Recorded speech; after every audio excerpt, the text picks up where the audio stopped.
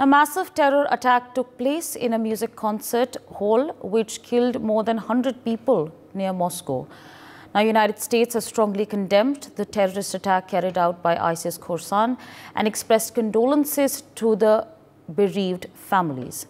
White House Secretary Karine Jean-Pierre termed ISIS as a common enemy and said it needs to be defeated everywhere. Russia has said that all 4 men suspected of carrying out the terror attack have been detained. But Moscow has also pointed fingers at Ukraine and suggested they might be behind the attack. My colleague Brian Thomas joins us on the broadcast to give us more on this. Brian, US now condemning the Moscow terror attack, stating that ISIS is a common enemy and it needs to be defeated everywhere. What further details can you share with our viewers? Well, Asavri, the United States has strongly condemned the heinous terrorist attack carried out by the ISIS at the Crocus City Hall music venue near Moscow and even expressed condolences to the bereaved families. White House Press Secretary Karine Jean-Pierre also in a statement termed that ISIS as a common terrorist enemy and said that it needs to be defeated everywhere. And even the statement also, Asavri, reads that the United States strongly condemns the heinous terrorist attack in Moscow and they extend their deepest condolences to those who lost loved ones and to those who were injured or even affected by those unconscionable attacks against innocent civilians. And ISIS is a common terrorist enemy that must be defeated everywhere. And to give more perspective to the viewers also, Asavri, at least 143 people have died in the massive terror attack at the concert hall. And Russia also said that all the 4 gunmen suspected of carrying out the terror attacks have been detained by Russia's investigative committee and are being questioned by the investigators in Moscow. And even around there were 5 armed men also that opened fire and detonated explosives among the crowd at the Crocus City Hall, which was almost full with the maximum capacity of 7,500. And the indiscriminate firing also ahead of the performance by a music band also created immense panic situation. And even U.S. Secretary of State Antony Blinken also condemned the terrorist attack in Russia's Moscow and said that the U.S.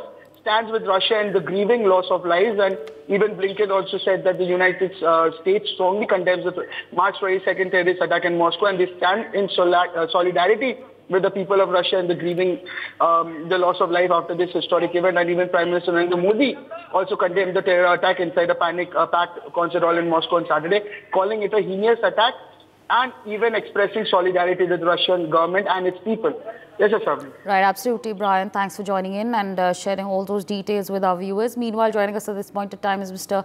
Robindra Sachdev, International Affairs expert. Good morning, sir, and thank you so much for speaking to us on NewsX. Now, over 100 innocent lives have been claimed in this in fact, the deadliest Moscow terror attack. And now, of course, the US has issued statements stating that ISIS is a common enemy and it needs to be defeated everywhere. What do you make of these statements and this attack that's in fact taken place?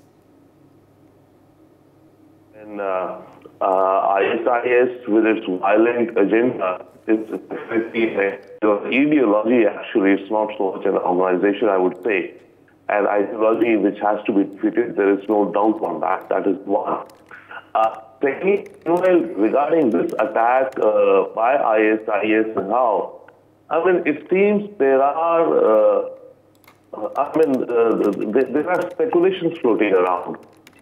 Okay, so let us wait to see what else comes out. But as of now, yes, it is ISIS, and thought out and designed and implemented by ISIS. But at the same time, there are questions out there. I'm not getting into conspiracy theories, wherein it can be that either Ukraine or even Russia itself could have enabled such an attack, and the rationale for that is going. The Ukrainians could have incited and done it. All it needed was for them to figure out a channel to some people and pay them the money and just be behind the curtain and let them go and do the job. That's the Ukrainian side. The other very convoluted thought is that the Russian intelligence knew about it, but the Russian intelligence did not take any action on it. In a way, they let it happen. that then becomes an excuse for Russia to quote-unquote declare a war on Ukraine and to go in for mobilization, because Russia is thinking of mobilization, and that's something which has been pending for some time. So there are critics of Putin, essentially, let's put it this way, critics of Putin who are saying that the Russian intelligence let this attack happen so that they could have an excuse to, go in for a mobilization within Russia. And critics of Ukraine, who are responsible, are saying that Ukraine could very well have, behind the curtains arranged this. But if you keep aside both of these aspects, this on its face value again to say that ISI on its own decided to go ahead or to execute this horrendous act. Right, so absolutely. But the question that's looming large at this point of time is, why did ISIS Khorasan target Russia? That's the big question that's arising. See, why did ISIS target? One big aspect is that because of what's happening in Syria. Right, in Syria, Russia and Russians are supporting the government for sure, and they're putting down the rebels out there. Rebels according to the Syrian government, right? Because one's terrorist is another guy's freedom fighter. So anyway, the Syrian government is putting on the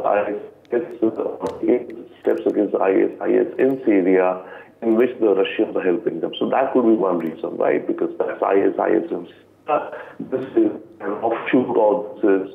One would not say a subsidiary, but it's a Hydra multi-faced organizational loose group, ISIS and the ISIS Khorasan.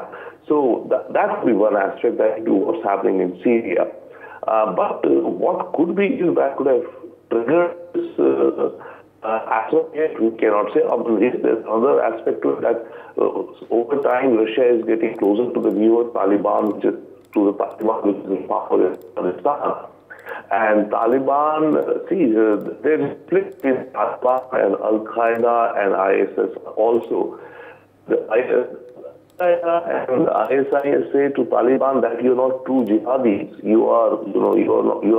You're failing the mission. The mission of jihad. Taliban says jihad was limited to Afghanistan. We've achieved our objective here, more or less. And of course, they may be doing something in Pakistan, but Taliban is not calling for jihad all over the world, right? Whereas Al-Qaeda and ISIS are calling for a jihad worldwide. So that's a split between Taliban and ISIS and our groups. Now, for some time recently, Russia has been getting closer to the Taliban leadership. So that could be another factor at play here, which the ISIS decided whosoever is there, Sargana or shift in this area, that let's launch an attack. Well, it's a big attack, a huge attack. So, the cause of Syria is one, certainly, yes. Right. That is a fact, right? But what could be something which triggered this immediate or something which at least I do not know. There are theories floating around, but as of now, I think it's difficult for me to say what could have been immediate reason for this particular attack and the timing, right? The attack and the timing. For more such videos, subscribe to the NewsX YouTube channel, hit the bell icon.